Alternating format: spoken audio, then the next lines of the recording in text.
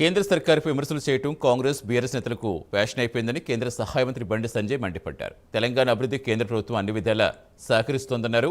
IT కంపెనీలన్నీ తానే తీసుకొచ్చారని కేటీఆర్ చేస్తున్న వ్యాఖ్యలకు బండి సంజయ్ కౌంటర్ ఇచ్చారు.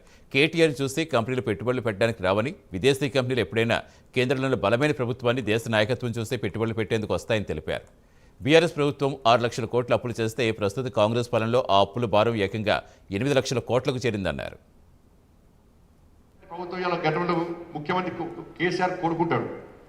ఆయన ఏమంటారంటే హైటెక్ సిటీ నేనే తీసుకొచ్చిన, కంపెనీలు నేనే పట్టుకొచ్చిన, కంపెనీలు ఈ రాష్ట్రం ఒక నుంచి ఎవరు రాడు, విదేశీ కంపెనీలు ఎవరి నుంచి వస్తాయి, కేంద్ర ప్రభుత్వం నుంచి వస్తాయి, దానివల్ల ఇంటికి వస్తాయి.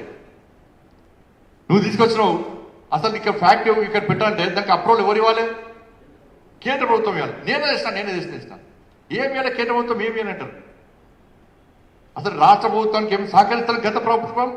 ఈ ప్రభుత్వం ఒక ప్లాన్ ప్రకారం కేంద్రాన్ని బంధన చేసే పని. ఎందుకంటే వాళ్ళు గత ప్రభుత్వం 6 లక్షల కోట్లు అప్పు చేస్తే ఇప్పుడు 8 లక్షల కోట్లు అప్పైంది. ప్రభుత్వానికి పైసలు లేవు, పాలించేటువంటి పరిస్థితి లేదు, ఇచ్చిన హామీలు నెరవేర్చే పరిస్థితి లేదు. కాబట్టి ఏం చేయాలి? కేంద్ర ప్రభుత్వాన్ని విమర్శించాలి. ఈ నేరాన్ని కేంద్ర ప్రభుత్వం